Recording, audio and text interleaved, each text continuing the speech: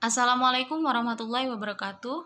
Di sini saya Yetasya Azhara, NPM 19754035, bersama rekan saya Seroja Elok Pitaloka, NPM 19754026, ingin mempresentasikan hasil kerja kami, yaitu laporan survei analisis kelayakan agroindustri beras hibrida, studi kelayakan agribisnis.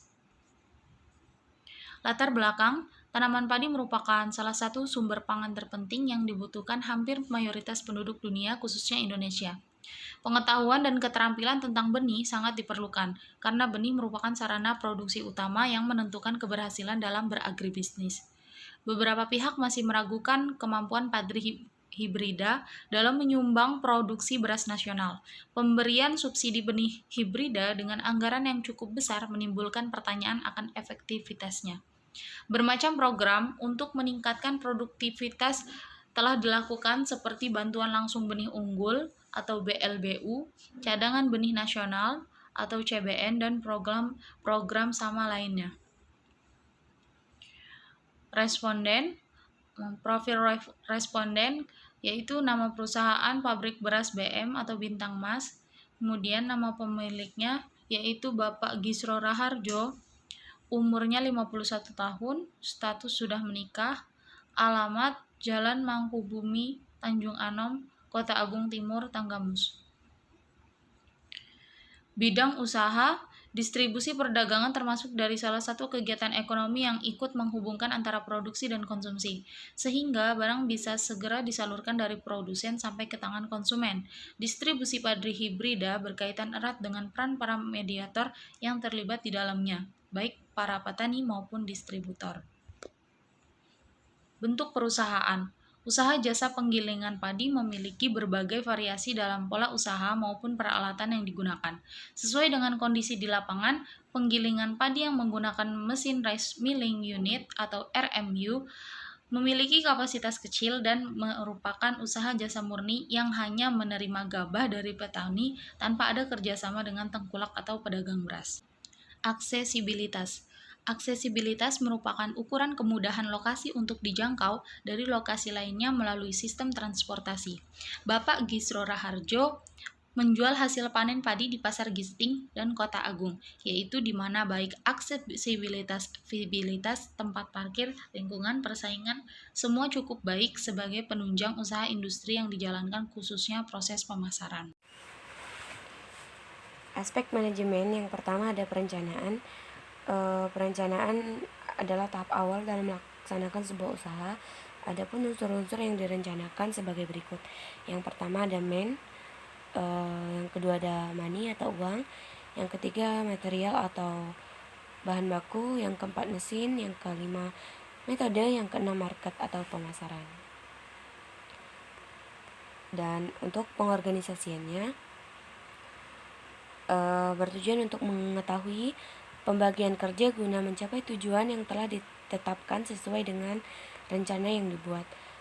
Adapun ketua atau pimpinan dari pabrik Bintang Mas, yang pertama ada Pak Gisro Raharjo. Untuk manajer umumnya ada Ibu Sri Handayani. Manajer produksinya ada Ibu Susi Mafroah.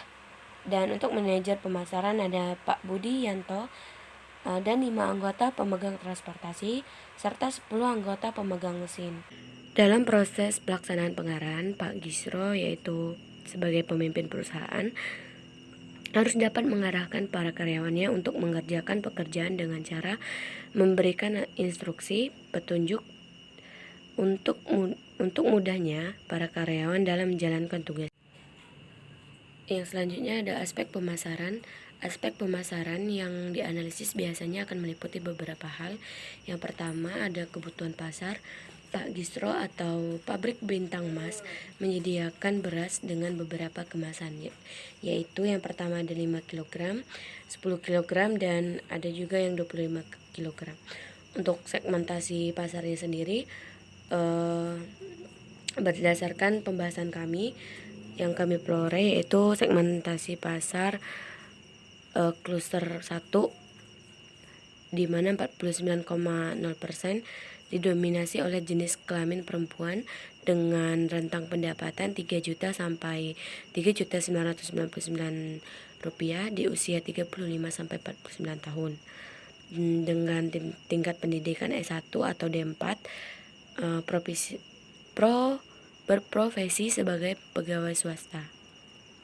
Untuk psikografisnya, konsumen memiliki karakteristik yang cukup aktif dan suka berteman.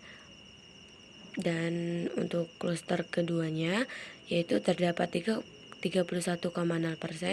didominasi oleh perempuan juga dengan pendapatan 4 juta sampai 5 juta, yang usianya yaitu 20 sampai 34 tahun, dengan tingkat pendidikan setara dengan SMA, berprofesi sebagai pegawai swasta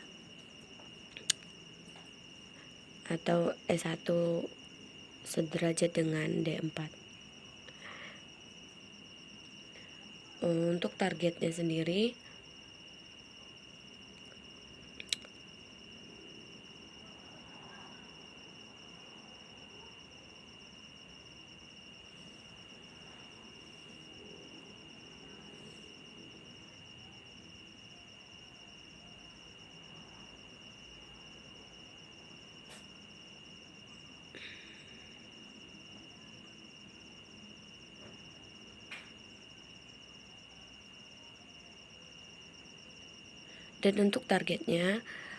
melihat dari kondisi perusahaan terbatas pada sumber daya yang dimiliki, maka akan dipilih satu segmen, yaitu segmen 3, di mana karena mempunyai ukuran dan struktur pasar yang lebih potensial apabila dimasuki. Untuk nilai tambah, pada agroindustri besar bintang emas membutuhkan tenaga kerja sebesar 0,01 HOK.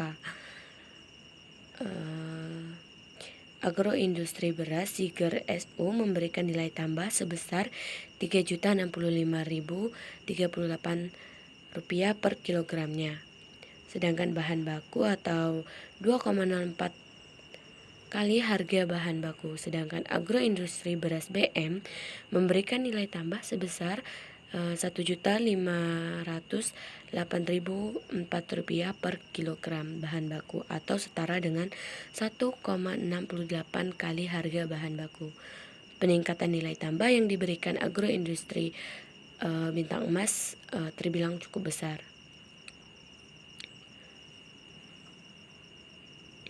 Untuk masa hidup produk, padi hibrida seperti jenis IR64 dalam jangka waktu 125 hari sudah bisa dipanen, dan untuk IR64 juga memiliki kekurangan, yaitu karena plasma nutfah lokal, maka rentan dengan gangguan hama dan tidak selalu cocok ditanam di semua wilayah Indonesia.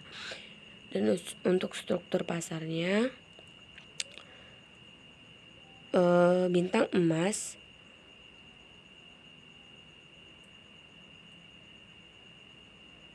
menempati tingkat produsen kompetitif karena pada umumnya memiliki sawah yang tidak luas berdasarkan jenis padi hibrida.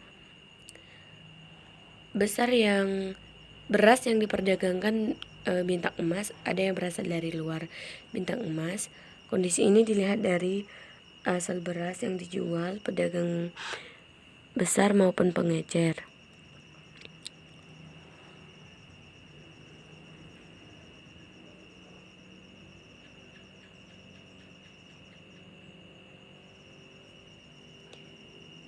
Untuk pesaing dan strategi pesaing, yaitu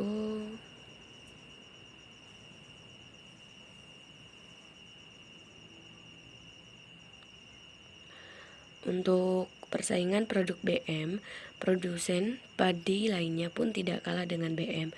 Mereka berupaya mengembangkan produk varietas padi unggul yang berada satu tingkat di bawah varietas hibrida. Dan untuk hasil produksi pun, padi unggul dapat dikatakan baik dapat mencapai 8-10 ton per hektar. Pesaing pun tidak kalah menarik dalam pembuatan kemasan sehingga konsumen sering tertarik akan produk yang ditawarkan. Untuk ukuran pasarnya, ukuran pasarnya Bintang Emas berupaya menyediakan produk unggulan di pasaran sekitar Kota Agung Timur, Bandar Lampung, seperti toko sembako, kedai, dan lain-lainnya. Untuk aspek produksi, yang pertama ada lokasi pabrik, yaitu berlokasi pada Jalan Mangkubumi, Tanjung Anom, Kota Agung Timur, Tanggamus. Untuk bangunannya yaitu milik sendiri, yaitu atas nama Pak Gisro Raharjo dengan nama perusahaan Pabrik Bintang Emas. Volume operasi yaitu sekali pengemasan mencapai 3-4 ton per minggu. Untuk mesin dan peralatan, yaitu untuk mesin peralatan milik sendiri, pembersih gabah dengan blower dengan kecepatan arus udara angin yang pas hingga gabah bersih dari kotoran. Dalam filling state hanya digunakan aliran udara kencang saja bila suhu ambien di atas 32 derajat Celcius. Alat pemanas dan sekaligus blowernya menggunakan perangkat yang disatukan dan putaran mesin per menit, serta suhu dapat diatur sesuai dengan kebutuhan optimal di atas.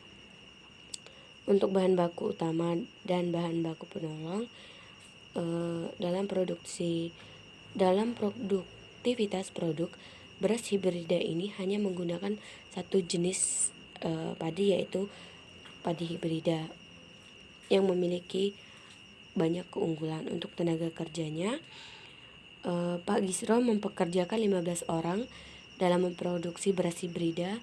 Sudah termasuk dua orang yang bekerja di bidang transportasi. Proses produksi termasuk jika usaha budidaya ternak atau perikanan. Proses produksi ini termasuk usaha budidaya karena mengembangkan dan meningkatkan mutu padi jenis hibrida. Aspek finansial, biaya tetap pabrik Bintang Emas. Untuk biaya tetap meliputi mesin penggilingan padi, garukan padi, pickup, pajak, dan listrik bulanan. Total keseluruhannya yaitu Rp71.635.000 dengan biaya penyusutan sebesar Rp1.423.497. Berikut adalah tabel biaya tetap. Selanjutnya adalah biaya variabel. Biaya variabel pabrik Bintang Emas meliputi biaya tenaga kerja, pengangkut padi, sopir truk, bagian mesin, produksi, bahan baku dan penolong, padi keriting, kemasan, karung plastik, dan label kemasan. Total biaya tenaga kerja yaitu sebesar Rp6.600.000 dan total biaya bahan baku dan biaya penolong sebesar Rp4.320.000. Untuk menjumlahkan total, yaitu jumlah dari tenaga kerja dan bahan baku penolong itu dikalikan dengan harga. Berikut adalah tabel biaya variabel. Selanjutnya, biaya investasi. Biaya investasi meliputi listrik awal, ayakan padi otomatis, timbangan, dan mesin jahit. Dengan jumlah total biaya keseluruhan didapat Rp12.115.000. Total yaitu biaya investasi yang meliputi listrik awal, ayakan padi otomatis, timbangan, dan mesin jahit, kemudian dikalikan dengan harga. Jumlah kemudian dikalikan harga. Untuk selanjutnya yaitu ada cash flow. Apa saja sih yang termasuk biaya cash flow? Yang pertama ada penerimaan penjualan padi hibrida dan pengeluaran. Biaya investasi dari pabrik bintang emas dimasukkan, dan biaya tetap, biaya variabel, dan biaya bahan penolong. Untuk keterangannya bisa dibaca di sini. Untuk penjualan padi hibrida yaitu seharga 11.500 per kilogramnya, dan untuk biaya investasinya yaitu ada biaya listrik awal, ayakan padi otomatis, timbangan, mesin jahit, dan untuk biaya tetapnya ada mesin penggiling padi, gurukan padi, pick up atau truk, pajak listrik per bulan, dan untuk biaya variabelnya yaitu pengangkut padi, sopir truk, bagian mesin produksi, dan untuk bahan baku penolongnya yaitu ada padi kering, kemasan karung plastik, label kemasan. Ada NPF dan IRR, lanjutan dari cash flow.